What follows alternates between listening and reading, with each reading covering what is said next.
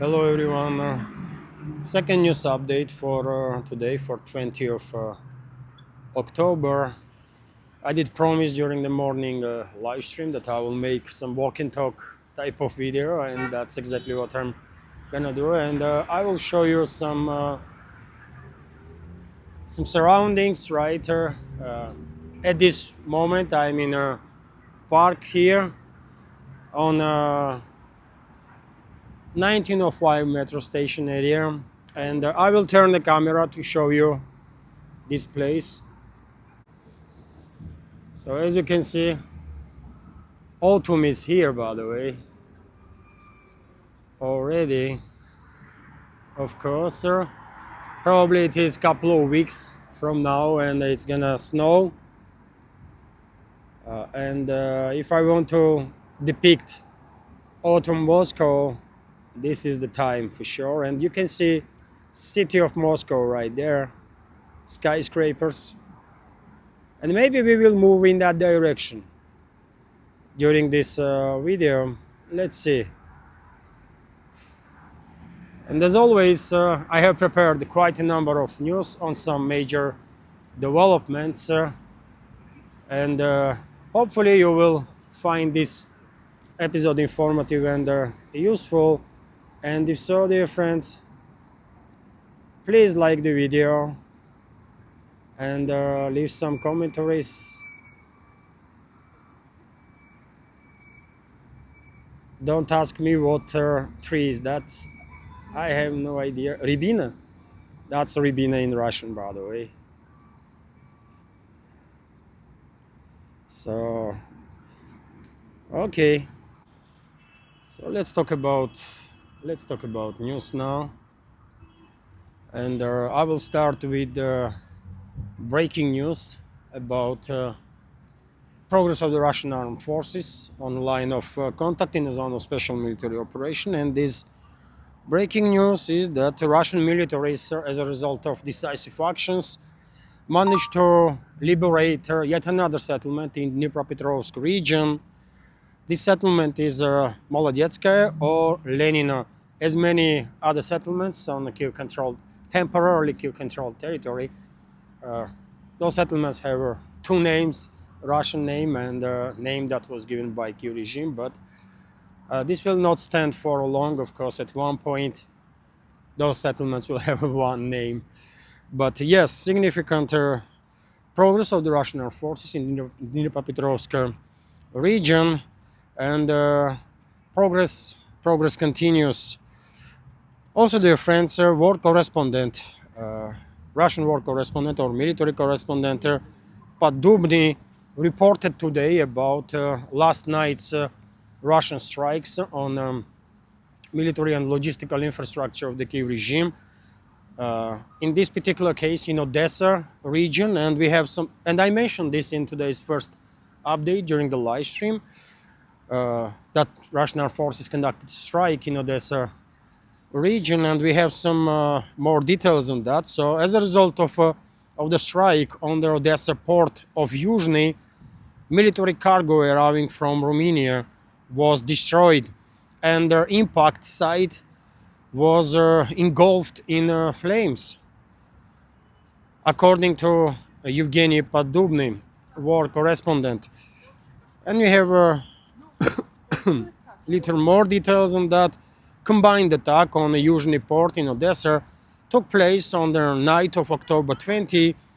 Podubny said, and according to him, preliminary information suggests that target of the attack was a critical military cargo that had recently arrived from Romania, and this, not just this cargo was completely destroyed, but port area itself suffered significant damage and was engulfed in fire, and firefighters were struggling to deal with the situation, especially if you keep in mind that there are some weapon systems that was targeted, and there was a risk of additional secondary explosions. So successful strike of the Russian armed forces, for sure. Also, dear friends, we have a report from RIA Novosti, which is based on Denis Pushilin, governor of Donetsk People's Republic, according to whom Russian armed forces break through defense lines of the Kiev regime in Pokrovsk, Krasnoarmeysk, that is in Russian, and also Russian armed forces did manage to neutralize defense lines of enemy in Novopavlovka area, which is also Donetsk People's Republic. I can give you some details on that on the Krasnoarmeysk or Pokrovsk direction. Excuse me, our soldiers breached a fairly formidable defensive lines near Novopavlovka. It was a multi-layered, including minefields, reinforced concrete fortifications, anti-tank ditches, and a vast network of underground passages. Their enemy could have held their line for a very long time if not for the successful action and skillful actions of our units, Denis Pushilin stated during the interview with the Russian 24 TV channel. He also clarified that heavy fighting still continues in Krasnoarmeysk or Pokrovsk itself, and the enemy continues to retreat in the city, and Russian armed forces are advancing, although it's a urban battle, of course, and extremely difficult. It takes, of course, time before whole city is liberated. But today, one of the channels on Telegram hinted, by the way, one of the big channels hinted that Pokrovsk is about to be fully liberated, or maybe information is already coming from sources on the ground that Turkey regime's defenses are collapsing completely in the city, and there may be Russian troops are already in the northern part of this settlement. I spoke about high probability that Russian troops will liberate completely Pokrovsk in a relatively short time, and seems like that's exactly the way situation is developing in that city. Next news, dear friends, that I want to share is about prolongation of martial law on the Kiev-controlled territory. I reported a little earlier today about it on my Telegram and Twitter X pages, and I will share this information now too, that Zelensky proposed election ban basically to be extended until at least February 2026. So Zelensky has submitted a bill to the parliament, so-called parliament, there on Kiev-controlled territory, to extend the martial law and forced mobilization for another 90 days. And of course, that's exactly what is going to happen. Hardly anyone has any doubts about it. And hardly anybody was thinking that, Zelensky's regime will not prolong martial law and they will hold some elections. Of course they will not. Of course they will not, by the way. Globalists would not allow this to happen, even if Zelensky would ask about it, right? Of course. So no changes in this regard, and unfortunately this forceful mobilization will continue there in this former Soviet Republic. Another report that I think worth our attention is that, as I mentioned this morning during the live stream, Peter Szijjártó, the foreign minister of Hungary, stated that there are quite powerful forces. I'm interpreting now his statement. There are quite powerful forces in EU that want to derail potential upcoming meeting between presidents of Russian Federation and the United States. And on this very matter, we have some additional reports for this moment, which is that, well, Moscow also believes that EU is trying to derail Putin-Trump summit. Information is coming from a foreign ministry of the Russian Federation. So let me give you some details on that. So EU is doing everything in its power to undermine the upcoming summit between Russian President Vladimir Putin and his US counterpart Donald Trump. The Russian Foreign Ministry has reported. Ministry spokeswoman Maria Zakharova told the TASS news agency today on Monday, 20th of October, that the EU is carrying out active subversive actions ahead of a planned meeting in the Hungarian capital Budapest. Her comments follow the report by Spanish outlet El País, which said that Brussels viewed their talks as a political nightmare. And citing diplomatic sources, the newspaper also stated, basically highlighted, that the summit put the EU in an awkward and unpleasant position because Putin and Trump would discuss the potential settlement to the Ukrainian conflict in an EU country without the bloc's participation. Zakharov also said that the aggressive Western European community, political elites, so-called, want to derail any peaceful aspirations related to a conflict. We are seeing statements, threats being made, she said, and she's 100% correct, isn't it? She's 100% correct. Siarto is correct also. Clearly, globalists and globalist control regimes all over Europe are going crazy and will try whatever they can to derail this possible upcoming summit between Putin and Trump, and whatever agreements they might reach during that summit, if it will take place. And for now, we cannot be even sure that summit will actually take place because there are extremely powerful forces led by globalists, of course, will yet again do anything they can to distract to capitals from any cooperation whatsoever in any direction, especially in regards to resolving Ukrainian crisis.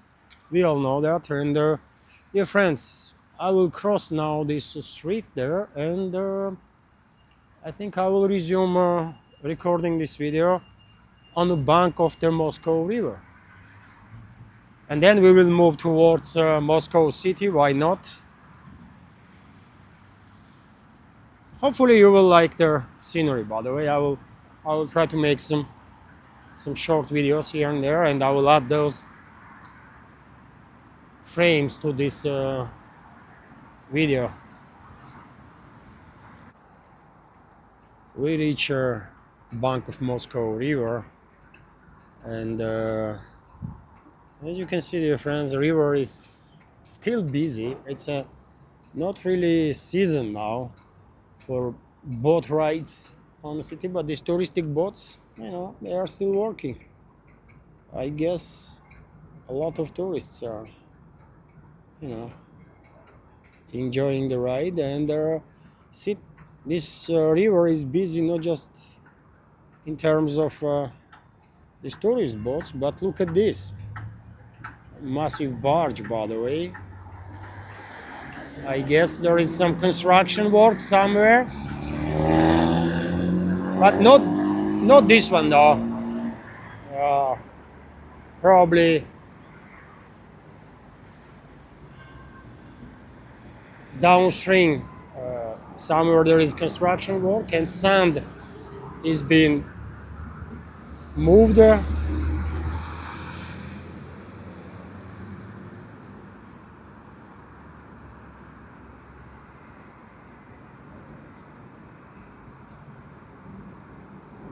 And this building, by the way, is of course former Hotel Ukraine of Soviet Union era.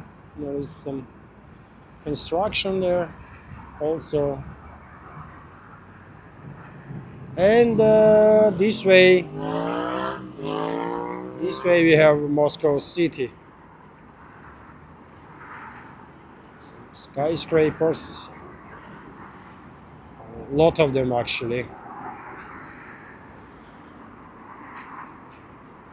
Recently I saw some reports that there is some 20 skyscrapers in that block around that.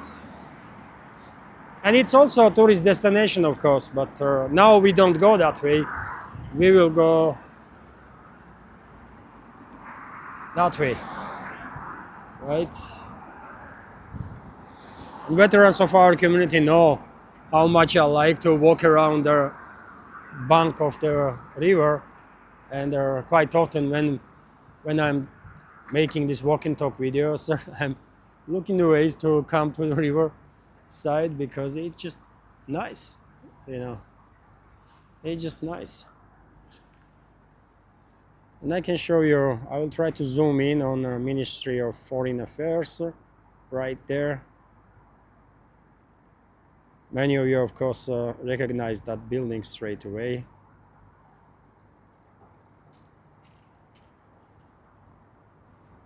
So, okay, let's continue with the news now. Let's continue with news, dear friends. And next news that I want to share in this program is about statements that Kaja Kallas made in regards to this upcoming meeting between Russian president and president of US, and Kaja Kallas was unable to hide basically anger and sort of disappointment that US president gonna have a meeting with a Russian counterpart. And Kaja Kallas is of course chief diplomat of EU, by the way.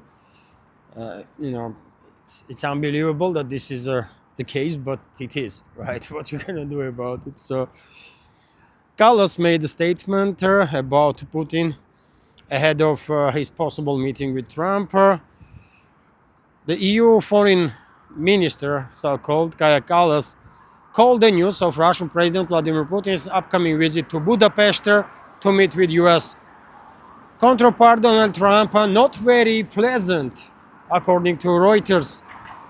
And we have a little quote here.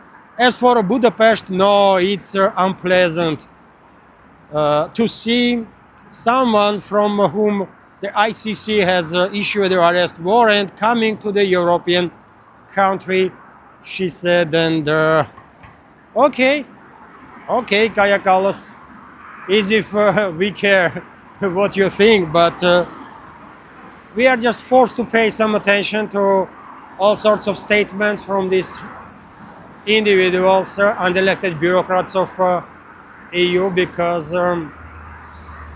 they represent this anti-Russian coalition, right? So, of course, we have to pay attention, but none of us are surprised, of course, that European bureaucrats are struggling to hide their, not just disappointment, it's not the right word, I think they are cornered, basically. They feel probably that they're being cornered. They are in desperation. I think globalists and globalist puppets, including Kaja Kallas, and they are struggling to hide it. They are struggling to hide this, and they are saying openly what they think about upcoming meeting. Let's hope that meeting will actually take place and will be a success. Let's hope so. And if Trump and his administration will actually pull out US from this proxy war that West is waging against Russia, which will bring end to this conflict significantly faster than if US was still a leading force in this anti-Russian coalition in this war, then, well, I will say, you know what, give him a Nobel Peace Prize next year. Just do it.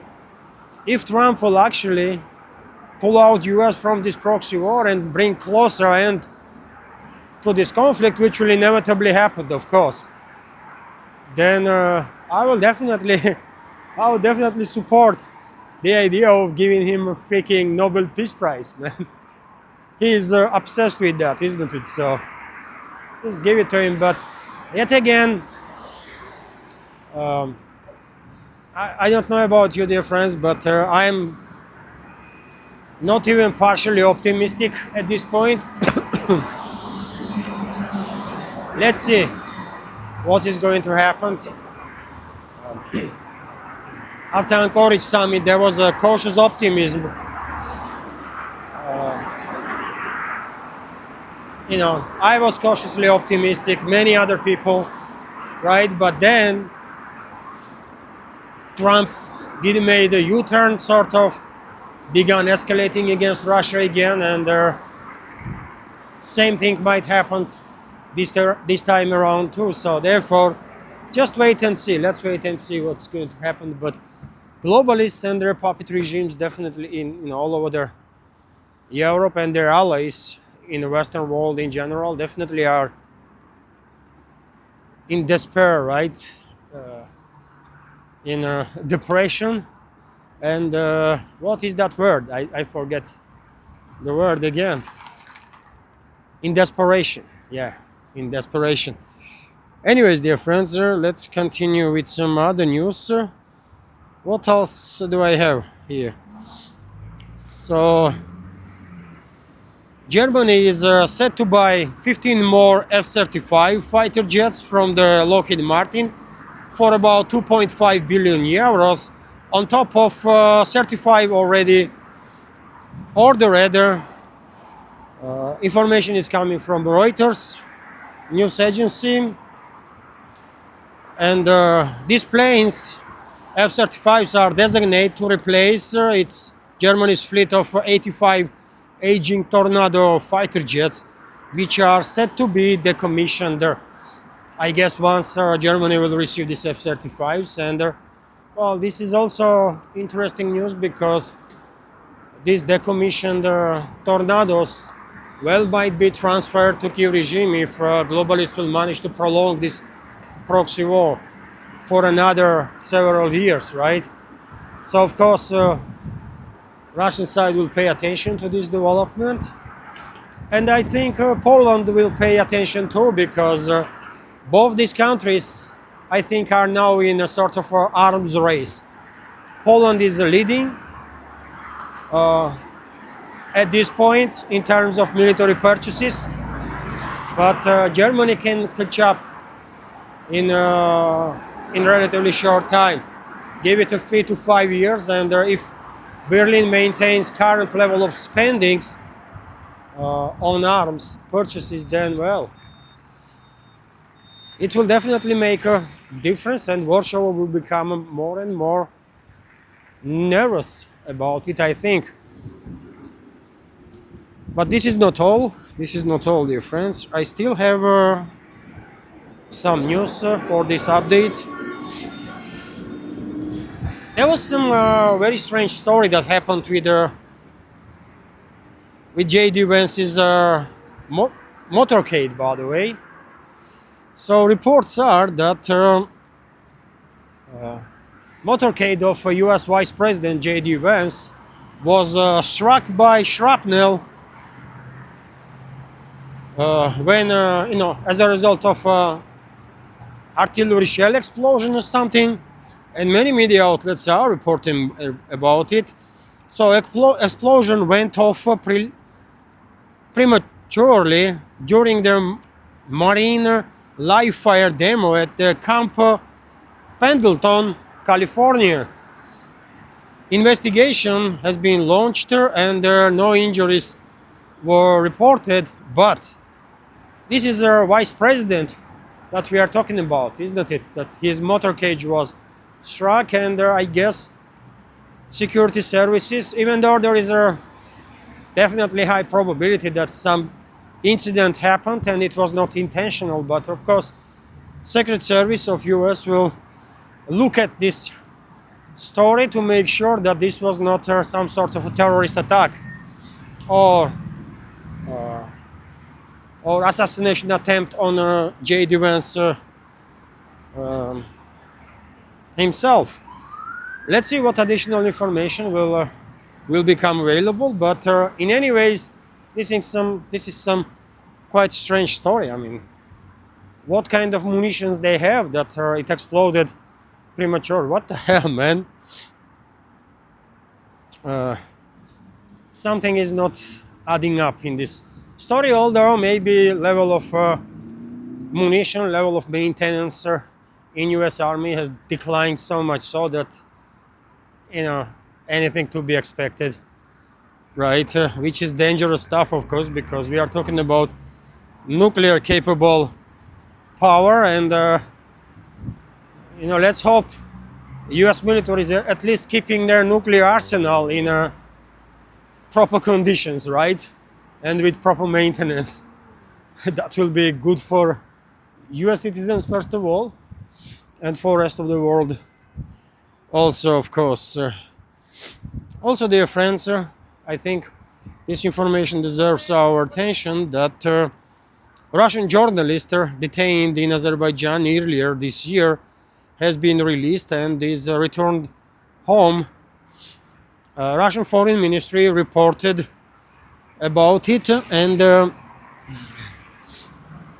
Maria Zakharova commented on the matter.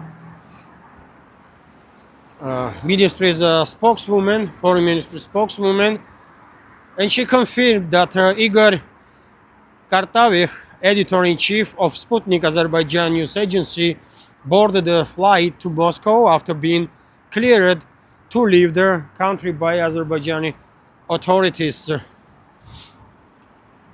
And as you know, this person, editor-in-chief of Sputnik Azerbaijan, Kartavych, was detained in June following a police raid on a Sputnik Baku office. And of course, this was one of escalatory steps that leadership there in Azerbaijan took during this unprecedented scale of hostility that we see from Baku towards Moscow. I believe on behalf of London or under the orders of the London and the British proxy Ankara or Turkey. But this is my personal take. I don't think Aliyev, president of Azerbaijan, or his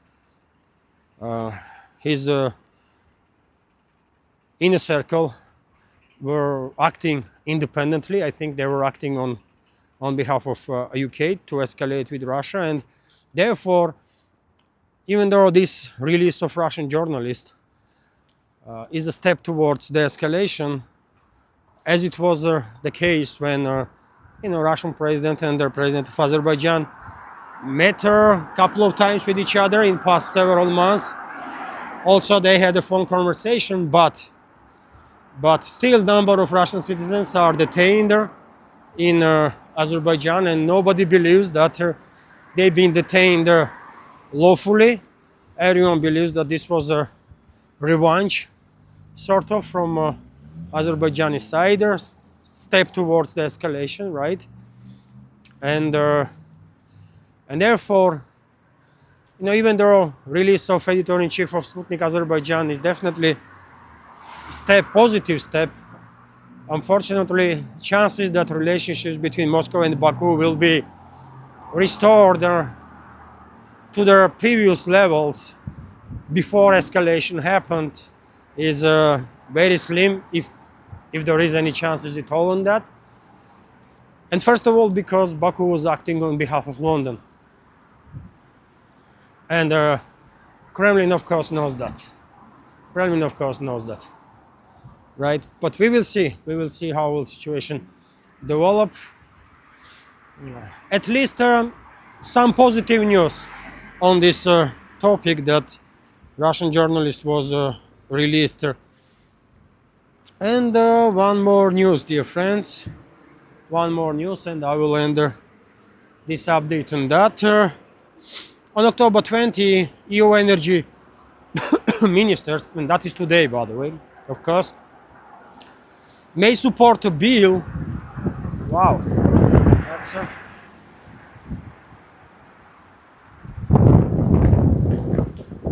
wow, quite windy and rain of leaves. So on October 20, EU energy ministers may support a bill to completely ban Russian gas supplies to the EU. This decision will not be affected by the objections from Hungary and Slovakia.